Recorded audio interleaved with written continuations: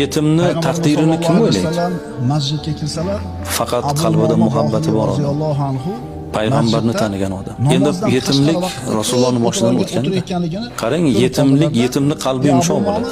Chunki otani, onani mehriga to'ymaydi. Yetimni qalbini hech narsa xursand qila olmaydi. Hamma narsani mahliyo qiling, baribir qalbi to'lmaydi. Qarzlarim ko'p. Shuning uchun qalbi ularning nozik bo'ladi. Bu jamiyatdagi eng nozik qalb egalari bu yetimlar. Yetim yig'lasa, butun osmon farishtasi yer yuziga tushadi.